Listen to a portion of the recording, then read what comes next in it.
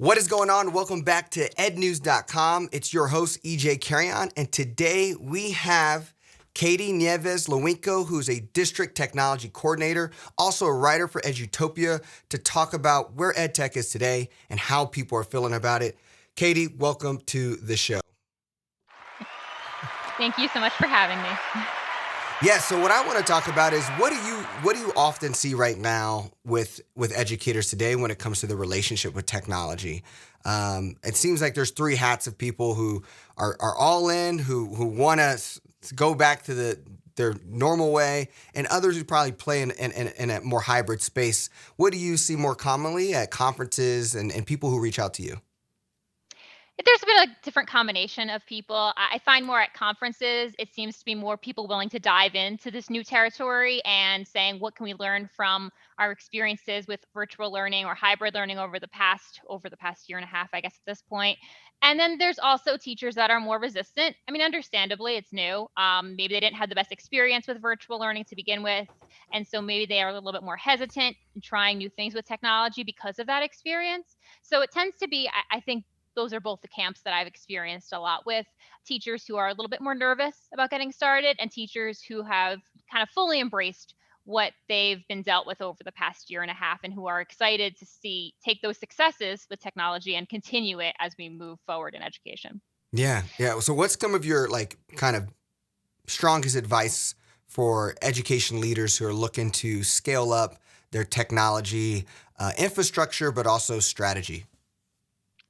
I always like to, and I think the tendency within technology is to find the tool first. And a lot Mm. of districts will say, like, oh, here's this great software, we should purchase it, as opposed to really taking a step back and asking what we need in our instruction and what our students need. I'm a really big advocate of using the technology frameworks just because you really want to think about when you're bringing in technology. I know it's tempting because I am that person too. I'm like, oh, this new tool is great. I really want to try it out in my classroom. But really, it's important to step back and say, well, what do our students need? What do our classes and the subject matters need? And how can we use technology in that way? As opposed to starting with the tool and working backward, we really want to start with the instruction, start with the students, and then bring in the technology tools that are most appropriate. So that's really what I try to push out for, the best piece of advice I could give for admin and also for teachers who are using technology in their classrooms as well. And you mentioned frameworks, and there's different types of ways to look at that. Can you kind of dive through that and explain what those mean and what are some best practices? Yeah, of course. So I always go with the big three. SAMR is a big technology framework that a lot of districts adopted. I've actually been working with teachers at conferences who have said that SAMR has been adopted by their district. And I think it's because it's like a hierarchy format. You start with substitution, you bump up to augmentation, then you have modification, and then finally redefinition. A lot of districts tend to gravitate toward that one because they think of it as a way to move up. There Mm. are a lot of misconceptions, though, with that. I think that a lot of people want to say, oh, we should all be at redefinition all the time. But I mean, that's not realistic. Hmm. There are some lessons that maybe you're writing an essay and all you want to do is have them type it instead of handwrite it. And maybe substitution is the best level for that type of lesson. But maybe there are other lessons that you can move yourself up forward. So I think there's a lot of misconceptions around that and that we should all be at a certain higher level. Whereas I like to think of it more as a reflection. So if a lesson is not going so great, I can take a look at that framework and say, well, maybe I was only augmenting this lesson. Could I have modified it or redefined it in a way that would have been more meaningful for my students? That's how I tend to look at it, as opposed to just trying to move up this ladder toward the redefinition stage. I personally, and I'm a little biased because it is, my what I use the most. I like the TPAC framework. That's the technological, pedagogical, content knowledge framework. Mostly because when I work with teachers, I find that the ones that are resistant really want to say, well, I'm a teacher. I have my subject matter. I have my instructional expertise. Do I really need the technology in there? I know what I'm doing.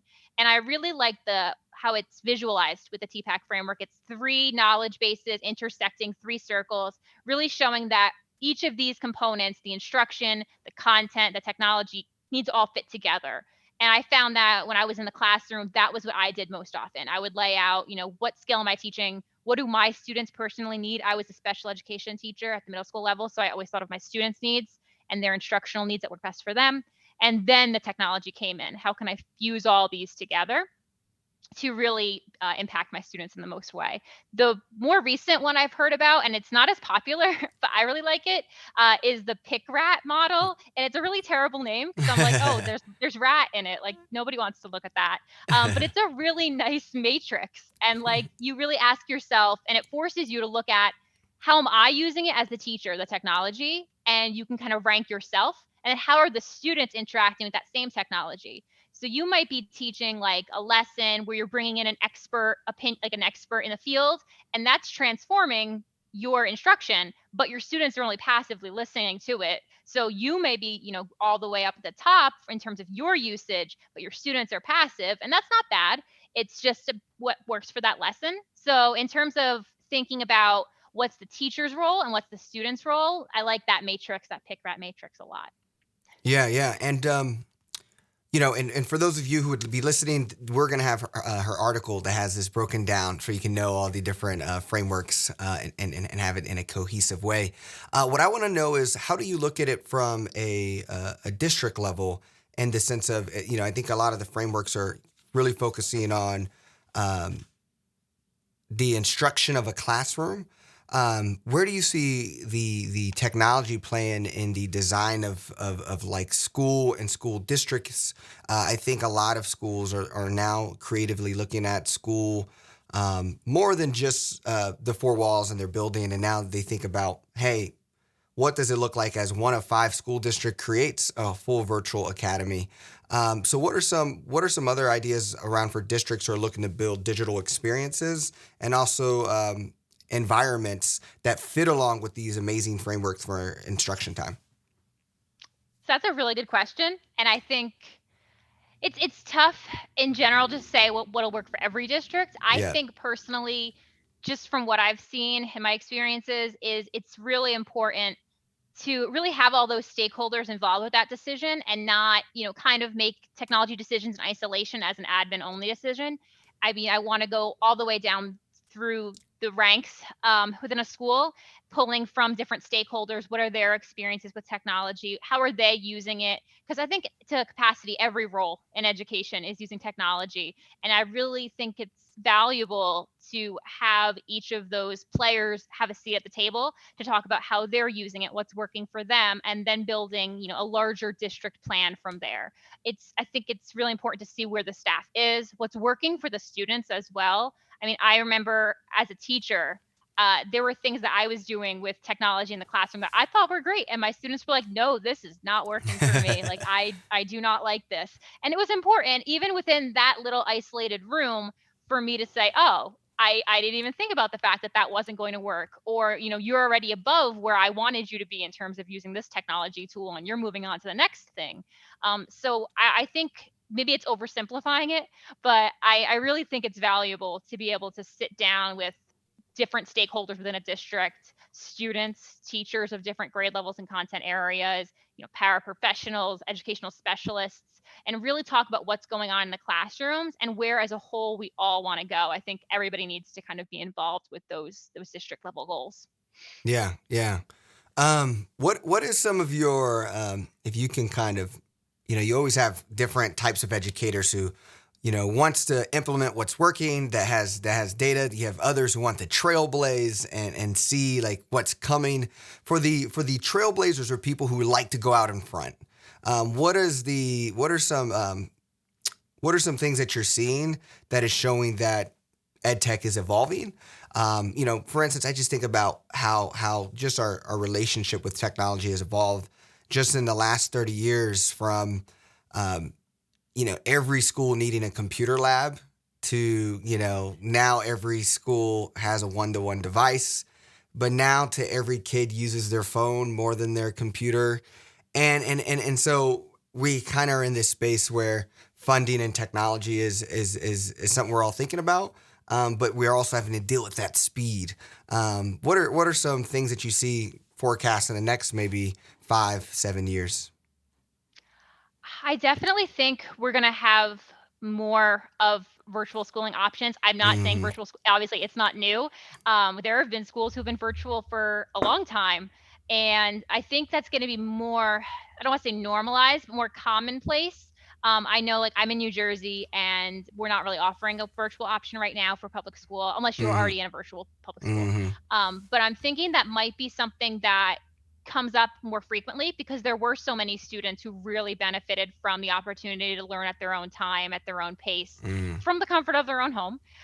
So I think that that's something that's going to be more common. I also think we kind of broke down, and I could see this continuing forward, the traditional school day, which has its advantages and disadvantages. But when I was still in the classroom last year, I saw a lot of students going home and continuing their learning and exploring on their own and really bringing that to the table with technology, learning things on their own and kind of, Mm-hmm. doing the independent exploration at their own time, especially with, project-based learning and things like that, them bringing things home and working on them. That was something I really saw a lot of, and I think that that's something that will continue. But also the fact that there's been a lot of conversations about technology and it not being fully inclusive, not having equal access to Mm-hmm. things. I that was always there, but I think this whole experience with the pandemic really kind of shone a light on that. But you know, in a positive way too, I'm speaking from my own experience too, with seeing how technology has helped make classrooms more inclusive, giving students access to tools and resources that they never had before, or maybe they had and they stuck out from their peers because their technology was different. Now, anybody has access to accessibility features on their phone, on Mm-hmm. their one-to-one device. And so I think we're going to see a lot more inclusive learning opportunities because we have some of those accommodations that could be provided in-house in the classroom without necessarily having to be, separated from their peers. So I think that's something that could also, continue to grow over the Yeah. next couple of years. Yeah. Yeah. And so you mentioned that you were a special education teacher. How do you see kind of technology supporting students um, by getting them the things they need in order to succeed and compete with their peers and thrive in school and outside of school? What are some of the future things would you like to see in special education in order to increase the equity of the learning experience in school districts? I mean, I think there's so many technology tools that are out there that are so beneficial for students, and I it's hard to pinpoint like exactly a couple of things because there's students are all different Mm-hmm. and they all have their own unique needs. But I mean, in terms of things you can do now with technology that we were never able to before, even just the immediate access to having those accessibility features, like my students could scan a text on paper on the hanging on the wall of the school on their phone and have it read aloud to them. That was something they weren't able to do before. Yeah. And if you're struggling with reading in general, I mean, that's an accommodation you can use all the time. Or even the handwriting recognition, things like that. I'm going off of my students, but even higher level things like augmented and virtual reality and being able to use tools like that. There's been studies related to using those types of tools to help students who may need more of those life skill preparation things for living independently, Yeah. and using that sense of augmented reality to simulate the world around them, but Mm-hmm. they're practicing different skills that they're going to be using in the future, or even just job training that way too. I mean, I think there's going to be a lot more opportunities like that, and we already have some Yeah. now, but I just foresee that growing in the future. Yeah. Yeah. Well, I know you're like super involved in the ed tech space in the sense of from Google to ISTE to all the amazing kind of learning communities around ed tech. For educators who, maybe also want to get more immersed into the ed tech community, what are some of your advice for them who are looking to maybe get more involved? So I always say that, I mean, and it's the free version of everything too. Like, you could put out a bunch of different memberships to different places, but I always think the best way to learn about new tools is to be within those social media communities of practice. Mm. And what's nice is, regardless of whatever platform you're choosing to use, there's a space for ed tech. I found even in TikTok, there's a space for ed tech, and it's a nice place to be able to just stay up to date on what's happening. I'm still old school and still prefer to sign up for every email update I can about technology too. I'll also just periodically browse through app stores and things like that to see what's what's new, what just came out, what can I try.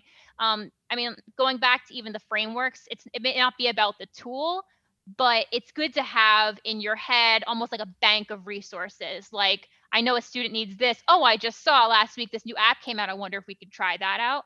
So I really think that, being present online, looking at, what people are sharing, what people are doing, you really start to see the trends then too. What are tools people are really using most often? You can reach out and ask, which is nice too. But that's usually my initial advice. There are a lot of different conferences out there that are great too, obviously, but that's a great place to always start. Yeah, yeah. Well, my last question will be around the relationship between ed tech organizations and schools as a whole. I mean, one of our last guests, we really kind of spoke about the dynamics of ed tech and in the startup scene compared to public education and the needs of public education systems. Where are some areas of improvement that you could see be done if an ed tech entrepreneur or an ed tech leader was listening to on how to understand the educator side, especially if they lack the experience? This might be the special ed bias in me, but I always jump right to when I talk to startups. I'm always like accessibility. Make sure it's accessible and easy to use. But most importantly, I think it is important to talk to teachers. I mean, even I've been out of the classroom and I've been as a technology coordinator for only a couple of months.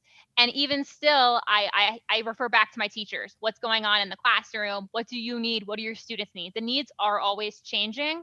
And it's important to really have that connection to people who are in the field with the students, seeing things day after day so that you can improve your product to match those needs. I think that's really important. I mean, it's great to have a product idea, but without that kind of connection to the classroom, it almost becomes, it may not be useful. You may be Yeah. creating something entirely that won't help the students or the problem. So I really think it's important to have that conversation with people who are currently in the field working with your intended population of students. Yeah, yeah. Well, I appreciate your experience and coming on to ednews.com to share some insights. And we will have the Edutopia article with the frameworks in the description. Katie, good luck. It seems like you said you just got out of the classroom, so good luck in your new role as a technology coordinator. Thank It you. seems like your districts are lucky to have you. Thank you so much. And thank you for having me.